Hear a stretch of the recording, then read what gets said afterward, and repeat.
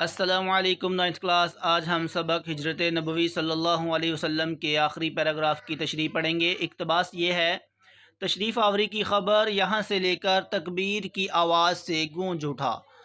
حوالہ متن یہ ہے۔ سبق کا نام لکھیں گے ہجرت نبوی صلی اللہ علیہ وسلم اور مصنف کا نام مولانا شبلی نعمانی، اور ماخذ یہ سبق جو لیا گیا ہے سیرت النبی صلی اللہ علیہ وسلم کتاب سے۔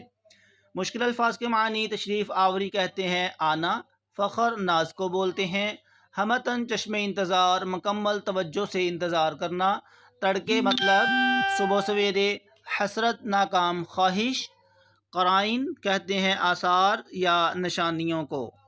تشریح طلب اقتباس ہجرت نبوی صلی اللہ علیہ وسلم سے لیا گیا ہے۔ اس سبق میں مولانا شبلی نعمانی نے ہجرت نبوی کا احوال تفصیل سے ذکر کیا ہے۔ مصنف بیان کرتے ہیں کہ جب قریش مکہ نے ظلم و ستم کی انتہا کر دی اور مسلمانوں کا جینا دوبر کر دیا تو اللہ تعالیٰ نے مسلمانوں کو مدینہ کی طرف ہجرت کرنے کا حکم دیا۔ قریش مکہ آپ صلی اللہ علیہ وسلم کو قتل کرنے کا ناکام منصوبہ بنا چکے تھے۔ رات کی تاریکی میں حضور اکرم صلی اللہ علیہ وسلم حضرت ابوبکر صدیق رضی اللہ تعالی عنہ کے ساتھ روانہ ہوئے اور سرزمین مدینہ کا عزم کیا۔ اہل مدینہ کو اس بات کا علم ہو چکا تھا کہ حضور اکرم صلی اللہ علیہ وسلم تشریف لا رہے ہیں۔ اس خبر کو سننے کے بعد ہر چھوٹا بڑا بوڑھا اور جوان خوشی سے سرشار تھا۔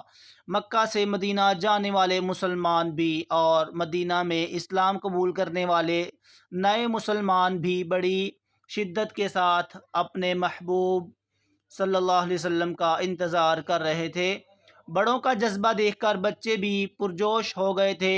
وہ جوش اور فخر کے ساتھ مدینہ کی گلیوں میں چلتے پھرتے یہ کہتے ہوئے نظر آتے تھے کہ ہمارے پیغمبر صلی اللہ علیہ وسلم تشریف لا رہے ہیں۔ ہر مسلمان آپ صلی اللہ علیہ وسلم کی ایک جھلک دیکھنے کے لیے بے تاب تھا۔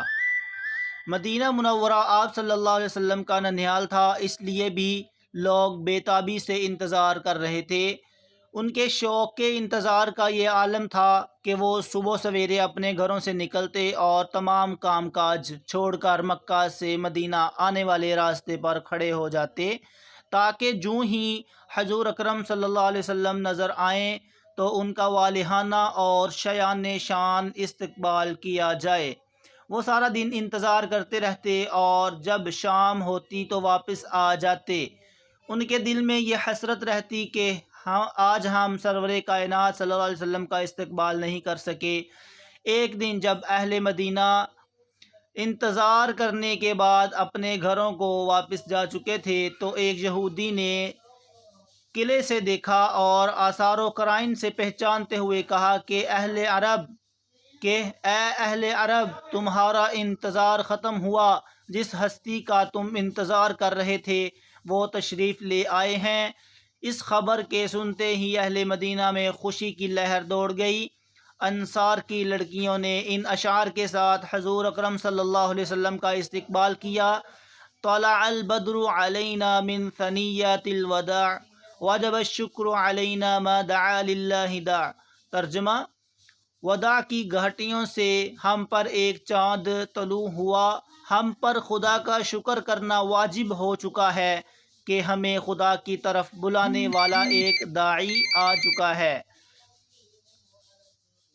اہل مدینہ نے جب حضور اکرم صلی اللہ علیہ وسلم کو دیکھا تو اس زور سے نعرہ تکبیر بلند کیا کہ مدینہ کے در و دیوار گونج اٹھے۔